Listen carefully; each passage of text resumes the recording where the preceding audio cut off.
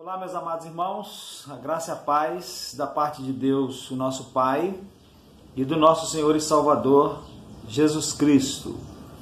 Sejam bem-vindos à nossa Escola Bíblica Dominical Online, onde nós estamos, meus amados irmãos, estudando Tiago, e hoje nós vamos ver no capítulo 4, a partir do verso 13 até o verso de número 17, que vai falar sobre a falibilidade dos projetos humanos, mas que é um texto que também nos mostra, e é sobre isso que nós vamos ver, três atitudes nossas em relação à vontade de Deus. Nós vamos ver isso, tá? Três atitudes nossas em relação à vontade de Deus. As duas primeiras que nós veremos são atitudes erradas e a terceira será a atitude correta.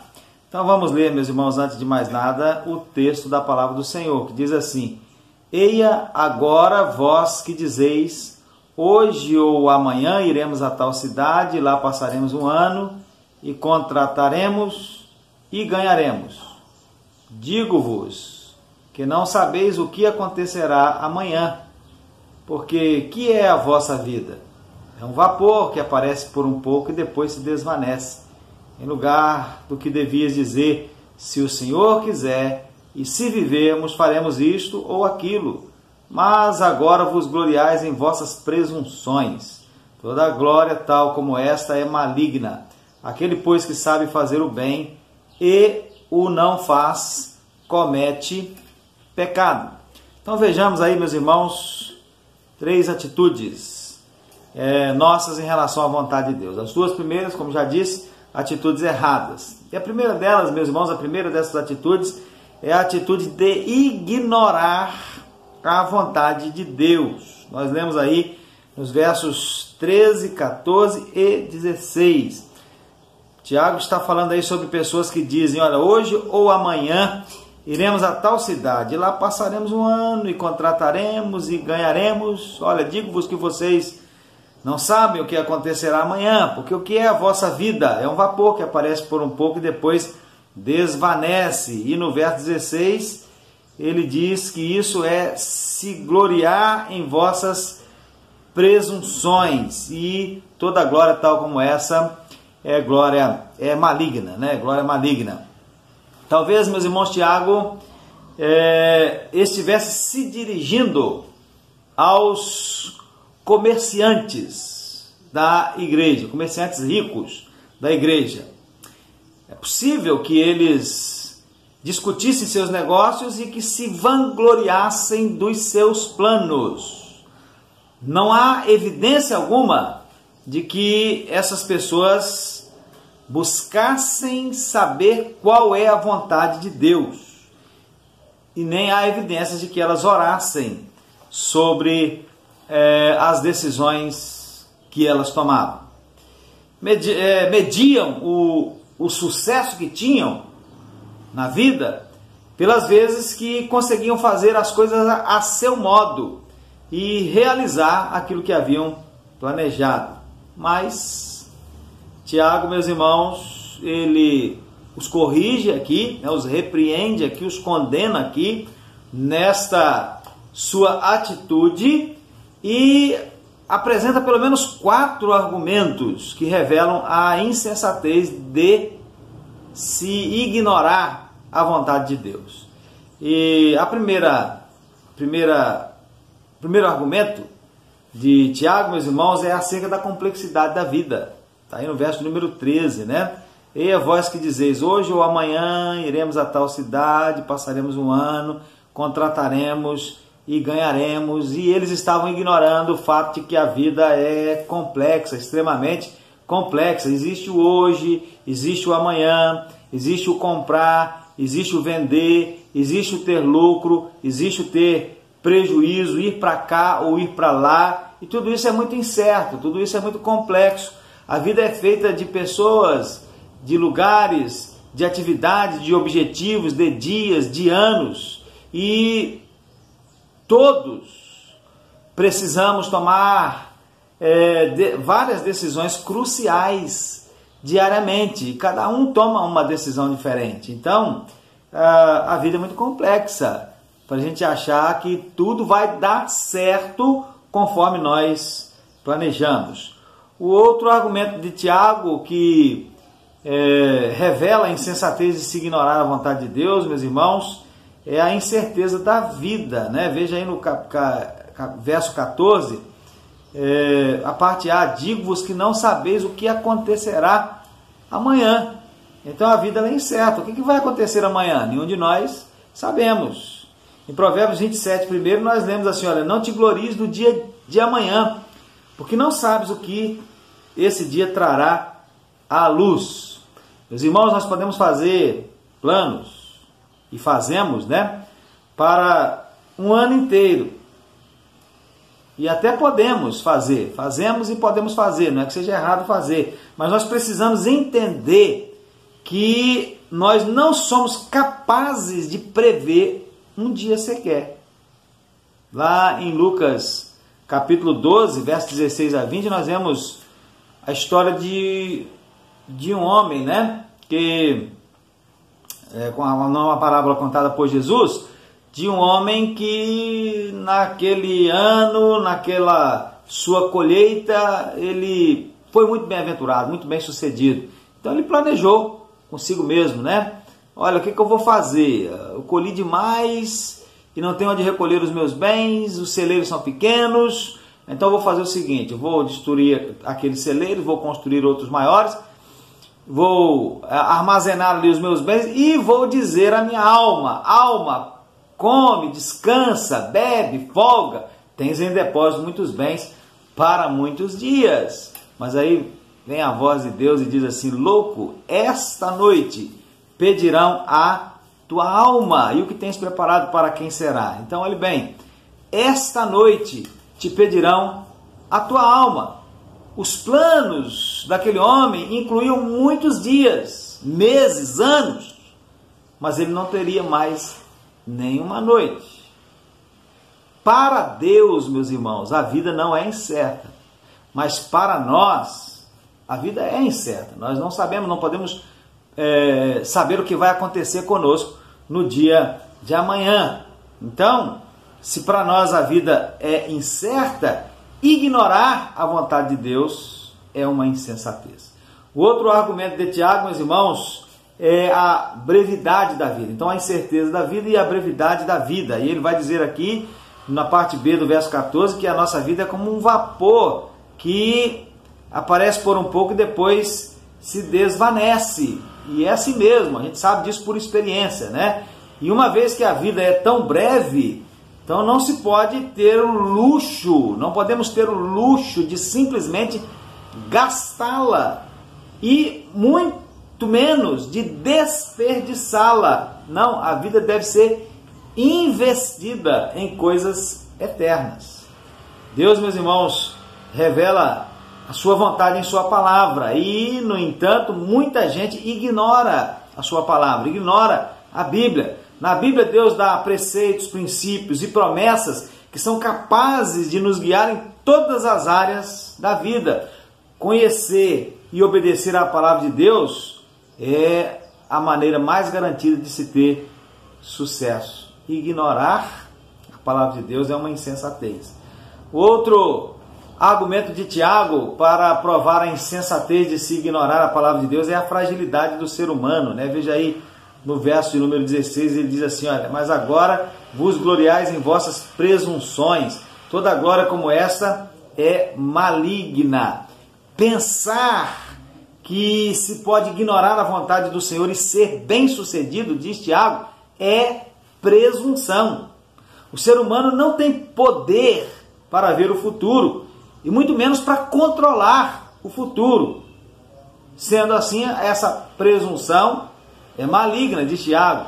Essa presunção é pecado. Presunção como essa é tentar fazer-se como Deus, ocupar o papel de Deus, ou fazer o papel de Deus. Então, meus irmãos, que insensatez é ignorar a vontade de Deus. É como andar em uma selva escura sem um mapa. É como navegar por um mar tempestuoso sem levar uma bússola. Ou então afastar-se do guia em uma caverna cheia de galerias e completamente escura. Então essa é a primeira atitude, né? Que é uma insensatez, a atitude de ignorar a vontade de Deus. Não devemos ignorar a vontade de Deus. E muito menos, meus irmãos, devemos desobedecer à vontade de Deus, que é a segunda atitude nossa em relação à vontade de Deus, do ser humano de forma geral em relação à vontade de Deus, a atitude de desobedecer à vontade de Deus. Tiago, aí o capítulo que lemos, verso 17, diz: aquele, pois, que sabe fazer o bem e não faz, comete pecado. Então, Tiago está falando aqui de pessoas que conhecem a vontade de Deus, que é fazer o bem, mas escolhem desobedecer e cometem pecado. E essa atitude, meus irmãos, ela expressa ainda mais orgulho do que a primeira. Desobedecer, saber e desobedecer, expressa mais orgulho ainda do que simplesmente ignorar, não saber, não procurar saber qual é a vontade de Deus. É como se a pessoa estivesse dizendo para Deus: olha, Senhor, Deus, eu sei o que o Senhor deseja que eu faça, mas eu prefiro desobedecer. Eu entendo mais desse assunto do que o Senhor, então eu vou agir por minha própria conta. Por que as pessoas que conhecem a vontade de Deus, meus irmãos, muitas vezes desobedecem a Deus deliberadamente? Tem algumas razões. Uma delas é o orgulho. O ser humano gosta de vangloriar-se, não é? De ser senhor do seu próprio destino, ser capitão da sua própria alma.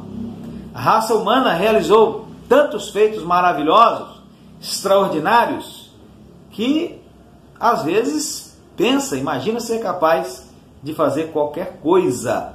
Então é o orgulho. Uma segunda razão para as pessoas conhecerem a vontade de Deus e deliberadamente desobedecerem é a ignorância acerca da natureza da vontade de Deus. Muitos agem como se a vontade de Deus fosse algo a ser aceito ou rejeitado. E ainda que possa alguns aspectos da vontade de Deus ser aceito ou rejeitado, na verdade não deve ser assim. A vontade de Deus para nós não deveria ser uma opção, e sim uma obrigação. É a vontade de Deus, então é minha obrigação. Mas às vezes nós ignoramos, né, essa natureza da vontade de Deus, e nós achamos que a gente pode aceitar ou rejeitar e está tudo bem para Deus. Claro que nós podemos aceitar e rejeitar, mas não está tudo bem para Deus. Tudo bem para Deus, tudo bem diante de Deus, é nós cumprirmos a sua vontade. E outra razão é que muita gente tem a ideia equivocada de que a vontade de Deus é uma fórmula para a infelicidade.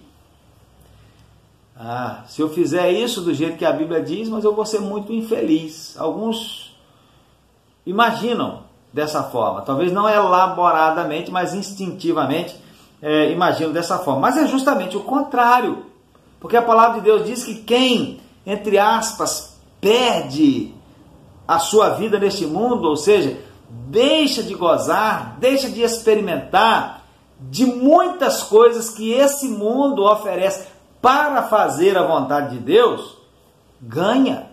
Quem perde, ganha.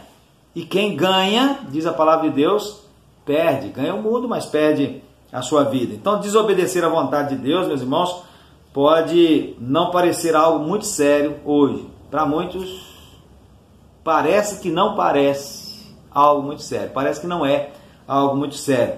Mas se revelará extremamente sério quando o Senhor voltar e examinar as nossas obras. Veja, por exemplo, meus irmãos, que está escrito na carta de Paulo aos Colossenses, no capítulo 3 versículos 22 até o 25. Veja bem, eu vou ler aqui para os irmãos. Vós, servos, obedecei em tudo ao vosso Senhor, segundo a carne, não servindo só na aparência como para agradar aos homens, mas em simplicidade de coração, temendo a Deus. Tudo quanto fizerdes, fazei de todo o coração, como ao Senhor e não aos homens, sabendo que recebereis do Senhor o galardão da herança, porque a Cristo o Senhor servis. Mas quem fizer agravo, receberá o agravo que fizer, pois não há acepção de pessoas. Então quem fizer agravo, quem desobedecer à vontade do Senhor, poderá se dar muito mal, né? O texto diz aí que receberá agravo. Então, quando Jesus voltar, meus irmãos, para examinar as nossas obras, nós vamos descobrir que desobedecer à sua vontade, ainda que não nos pareça algo muito sério, hoje vai se revelar algo de uma seriedade extrema. E aí nós chegamos então, meus irmãos, à terceira atitude, né? E a terceira atitude nós dissemos lá no início que é a atitude correta, né? Que é a atitude de obedecer à vontade de Deus. E aí nós lemos aí no verso de número 15, né, que nós deveríamos dizer, diz aí Tiago que deveríamos dizer, se o Senhor quiser, se nós vivemos, faremos isso ou aquilo, se o Senhor quiser. Mas dizer essa palavra, né, essa frase, esse dito, se o Senhor quiser, não deve ser apenas uma declaração que nós fazemos da boca para fora. Às vezes a gente faz da boca para fora, né? Ah, se Deus quiser. Se o Senhor quiser, nós vamos fazer isso. Se o Senhor quiser, nós vamos deixar de fazer tal coisa. Mas será que nós levamos a sério? Será que às vezes nós não fazemos alguma coisa que o Senhor não quer? Então, se o Senhor quiser, essa frase não deve ser apenas uma declaração que nós fazemos da boca para fora, mas sim uma atitude constante, não simplesmente uma declaração, mas uma atitude constante do nosso coração. Obedecer à vontade de Deus deve ser o nosso objetivo sincero, verdadeiro. O Dr. Russell Shedd, meus irmãos, ao falar sobre a vontade de Deus, ele aponta que a vontade de Deus tem 3 aspectos. O primeiro aspecto é a vontade decretada de Deus. E essa vontade não pode mudar. E aí tem muitos exemplos que nós poderíamos citar. E um dos exemplos é a morte de Jesus na cruz. Foi decretado por Deus, né? O Cordeiro foi morto antes da fundação dos séculos. Quer dizer, esse foi o plano de Deus para a nossa salvação. Então, mesmo que os discípulos passassem noites e noites em vigília de oração, pedindo a Deus que Jesus não fosse à cruz, não iria mudar nada. É a vontade decretada de Deus. O sol está aí, brilhando, né? Deus decretou que o sol brilhe para promover a vida na terra, né? E nós podemos orar e para que o sol se apague. O sol não vai se apagar. Se o sol se apagar, é uma catástrofe, é o fim da humanidade, é o fim da terra. Então a vontade decretada de Deus, ela não pode ser mudada. A volta de Jesus, o retorno de Jesus, não adianta orar para que Jesus não retorne. Não adianta orar para que algumas das profecias que nós lemos nas Escrituras, né, vai acontecer isso lá no final dos tempos, mas Senhor, isso é tão terrível, eu estou pedindo ao Senhor que isso não aconteça. Não adianta, é vontade decretada de Deus. Então esse é o primeiro aspecto. Esse primeiro aspecto, a vontade decretada de Deus não muda, né? Não tem como nós mudarmos, não tem como não acontecer. Segundo aspecto é a vontade de Deus revelada nas Escrituras, a vontade geral de Deus para nós. Muitos exemplos podem ser citados, como por exemplo, amar. É a orientação das Escrituras, é a vontade de Deus revelada nas Escrituras que nós amemos. Não roubar, não adulterar, não falar mal dos nossos irmãos. É vontade revelada de Deus nas Escrituras. E obviamente esse tipo de vontade de Deus nós podemos obedecer ou não, mas nós seremos sábios, meus irmãos, se nós obedecermos, né? Porque nós até podemos escolher desobedecer, mas não podemos escolher a consequência da nossa desobediência. Então essa é a vontade de Deus revelada nas Escrituras. E tem a vontade de Deus, terceiro aspecto, apontado pelo Dr. Russell Shedd, que é aquela vontade que não está revelada nas Escrituras, sobre a qual nós precisamos orar para saber. Uma decisão que você precisa tomar. Por exemplo, qual é a decisão correta? Qual é a vontade de Deus nessa decisão que eu preciso tomar? Às vezes você precisa orar, buscar nas Escrituras, né, alguma pista, e orar mesmo diante de Deus para saber qual é a vontade de Deus. E nesse ponto aqui, eu quero apresentar para os irmãos uma parte da mensagem do Dr. Russell Shedd, quando ele fala sobre a vontade de Deus. Então você vai assistir aí essa parte da mensagem. Depois eu retorno para a conclusão. Portanto, tem um outro aspecto da vontade de Deus que é fundamental para cada um de nós. São as grandes decisões da vida. As decisões como esta. Qual é a carreira que Deus quer que eu siga? Eu creio que a maioria dos crentes nem param para pensar. Eles acham que, se eles têm boa cabeça, se eles têm capacidade para cursar engenharia, então vão ser engenheiro, ganham bem. Ou para, talvez direito, ou talvez medicina, ou coisa dessa natureza. E não param para fazer exatamente o que Efésios 5,16 diz. Procurar saber qual é a vontade de Deus. E não ser insensato. O médico foi para a América para estudar. Brasileiro de Roraima, Boa Vista. Voltou cheio de si. Cheio daquele... Eu estudei em uma das melhores escolas do mundo. E todo mundo olhando para ele como se fosse um semideus. Uma noite de festa, quando ele estava já marcando seu noivado, ele começa a zombar da igreja. E meu amigo, pastor Antônio Paulo, disse: doutor, o senhor pode falar o que quiser a meu respeito, pode falar o que quiser a respeito da minha igreja, mas se você está mostrando falta de respeito pelo meu Senhor, tome cuidado. Acabou a festa. Não muito tempo depois, vem um telefonema, doutor tal, quer falar consigo.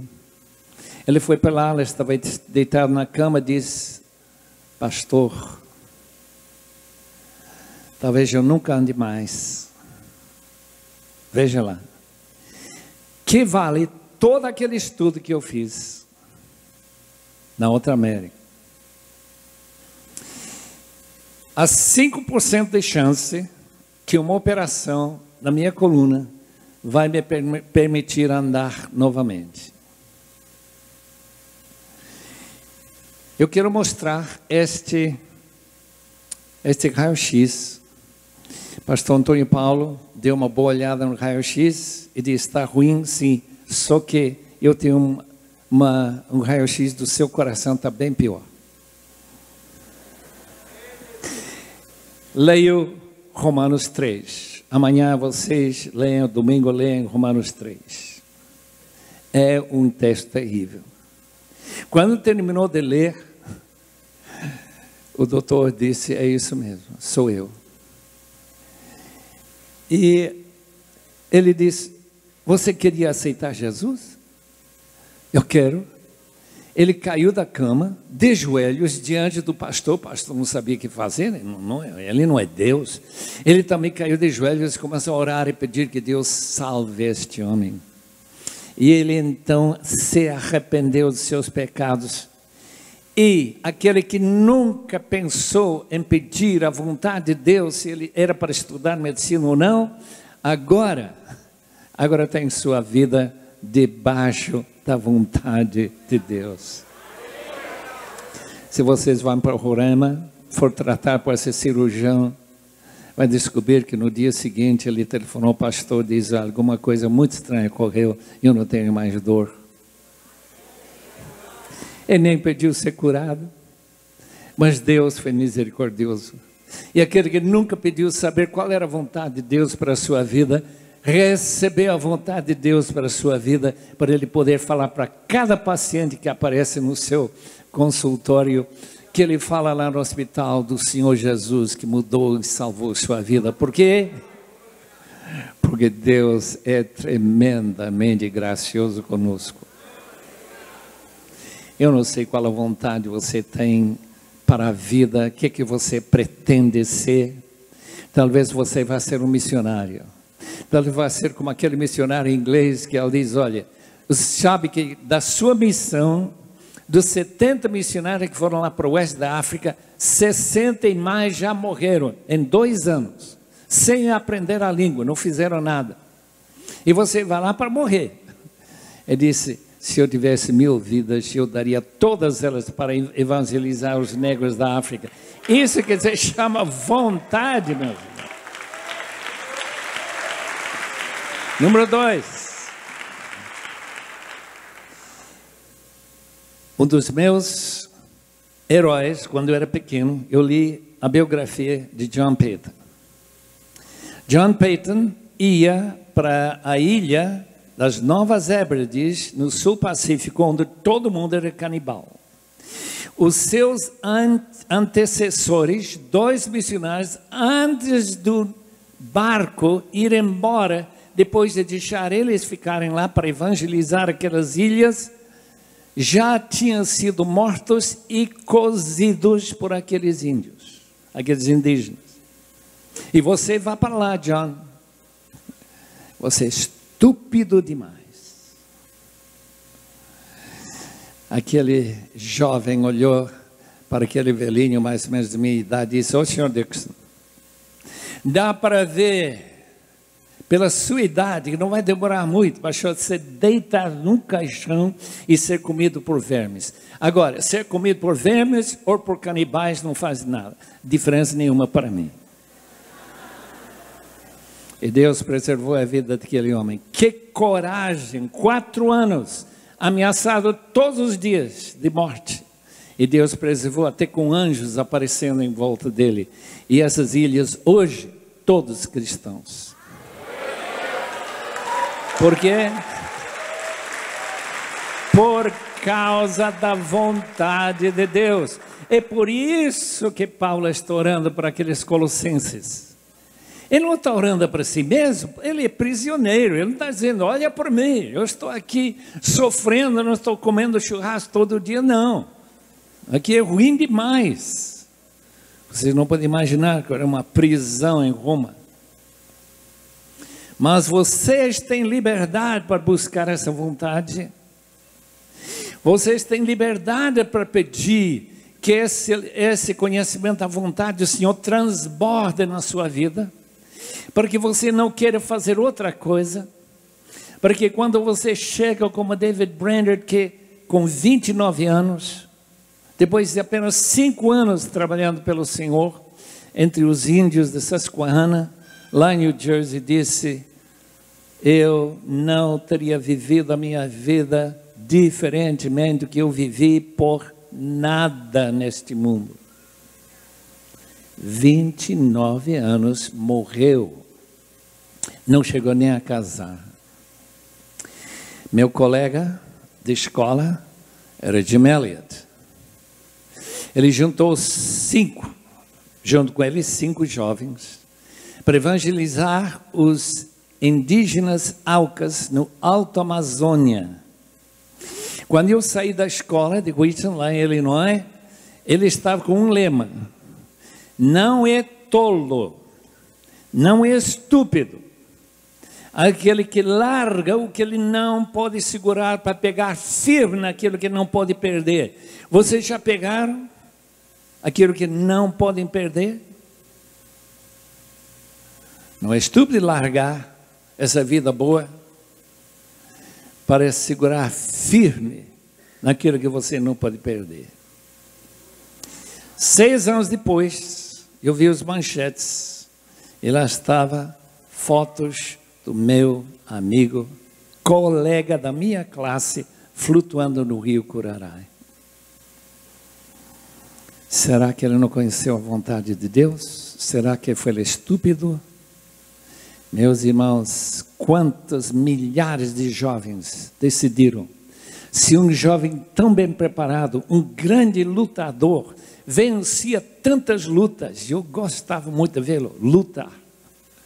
Ele queria um corpo muito bem preparado para ir para um lugar tão terrível como era o Alto Amazônia naquela época. 6 anos depois, seu corpo flutuando no rio, e uns 44 anos depois, aparece um dos índios que o matou lá à frente de 10.600 evangelistas em Amsterdã, naquele último congresso de Billy Graham. Lá está um daqueles que matou esse jovem. Por quê? Porque vale a pena conhecer e fazer a vontade de Deus. Para quê? Para viver dignamente do Senhor, para agradá-lo em tudo, mesmo que você nem saia do Brasil, para que sua vida seja uma vida frutífera, assim diz o versículo 10, e para que você fique sempre crescendo no conhecimento de Deus. Sobre a vontade de Deus, então, meus irmãos, 3 podem ser a nossa atitude: ignorar, desobedecer ou obedecer. E nós, servos do Senhor, seremos sábios em buscar conhecer e obedecer à vontade de Deus. Meus irmãos, não sejamos presunçosos.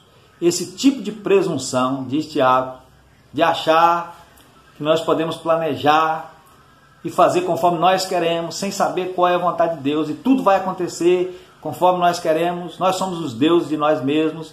Essa presunção, diz Tiago, é maligna. Nós precisamos buscar saber qual é a vontade de Deus e dizer, se o Senhor quiser, e se nós estivermos vivos, lá na frente, no futuro, amanhã, daqui uma semana, daqui um mês, nós vamos fazer isso ou aquilo. Então, que nós procuremos saber qual é a vontade do Senhor e obedecer a essa vontade do Senhor para as nossas vidas, mesmo que os frutos dessa obediência nós só venhamos a colhê-lo lá na eternidade, conforme alguns exemplos que nós vimos através da palavra do Dr. Rousseau Shedd e que nós vemos através de muitos outros testemunhos, né, que ficaram escritos para a nossa edificação espiritual. Que Deus abençoe os irmãos e que o Espírito de Deus aplique essa palavra ao nosso coração e sejamos, meus irmãos, obedientes. Busquemos entender, saber qual é a vontade do Senhor e o obedeçamos em tudo, absolutamente tudo. Amém.